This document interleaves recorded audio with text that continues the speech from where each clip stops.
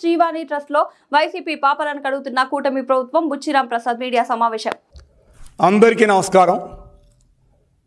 దేవాలయాలంటే ఏంటి? భక్తికి మార్గదర్శకంగా ఉంటాయి. భక్తుల మనోభావాలని కాపాడి ఏదైనా కష్టాలు సుఖాలు ఉంటే దేవాలయాలకు వెళ్ళి మనం దేవుడికి చెప్పుకుంటూ దేవుడి దగ్గర నుంచి ఒక ధైర్యాన్ని తీసుకొని మనం బయటకు వచ్చి మన కార్యక్రమాలు చేసుకుంటాం. అందుకని దేవాలయాలు భక్తికి మార్గదర్శకంగా ప్రతీకగా ఉంటాయి. అలాంటి దేవాలయాల్లో మీరు చేసిన విధానం ఏంటి? ఒక్కసారి మీకు నేను చెప్తా. ఎవరు శ్రీవాణి ట్రస్ట్ని స్టార్ట్ చేశారు? ఎప్పుడు స్టార్ట్ చేశారు? 2019లో అక్టోబర్ 21వ తారీఖు మీరు శ్రీవాణి ట్రస్ట్ను స్టార్ట్ చేశారు. మీరు అధికారంలోకి వచ్చింది ఎప్పుడు? 2019 జూన్లో మీరు అధికారంలోకి వచ్చారు. 3 నెలల్లోనే శ్రీవాణి ట్రస్ట్ను స్టార్ట్ చేసి ఎట్లా డబ్బులు కొట్టేయాలి, ఎట్లా చెయ్యాలి అనేది ఒక ఆలోచనతో పెట్టినటువంటి మీ ఆలోచన, దేవుడు డబ్బుని ఏ విధంగా కొట్టేయాలి అనే ఆలోచనలోనే శ్రీవాణి ట్రస్ట్ను స్టార్ట్ చేశారు. తర్వాత ఇంకో క్వశ్చన్ మేము అడుగుతా.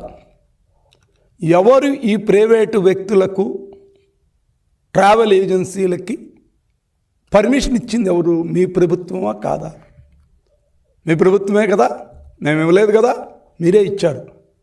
తర్వాత ఏం జరిగింది?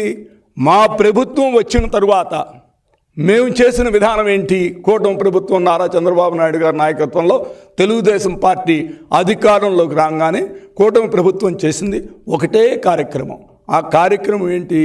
శ్రీవాణి ట్రస్ట్ టికెట్లని ఆన్లైన్లో అమ్మకాలకు పెట్టాం.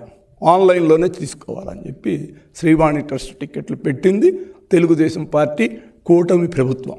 అవునా కాదా? ఇది కూడా ఈ విధంగా చేస్తూ దీనిలో మేము చేస్తున్నప్పుడు టెక్నాలజీని ఉపయోగించి వాళ్ళు కొన్ని పద్ధతుల ద్వారా ఒకే నెంబర్ నుంచి కొన్ని టికెట్లు డైలీ బుక్ చేశారు. ఇది పట్టుకుందెవరు? మేమే కదా, మేమే పట్టుకున్నాం కదా. అంటే ఒకటి మీకు నేను చెప్తా, మీరు ఏ వ్యవస్థనైనా దుర్వినియోగం చేయడానికి ముందుంటారు. మీరు తయారు చేసిన పందికొక్కులు ముందుంటాయి. ఆ పందికొక్కుల్ని పట్టుకొని వాటిని బంధించి ఒక చోట కూర్చోపెట్టే కార్యక్రమమే మేము చేస్తున్నాం. పట్టుకుంది మేమే, కనిపెట్టింది మేమే, ఆపింది కూడా మేమే. మీరు కాదు. ఈ 3 చేసింది కాదు, మీరు కాదు. కనిపెట్టాం మేమే, అదేవిధంగా పట్టుకున్నాం మేమే, ఆపాం మేమే. అవన్నీ జరుగుతున్నాయని చెప్పాం.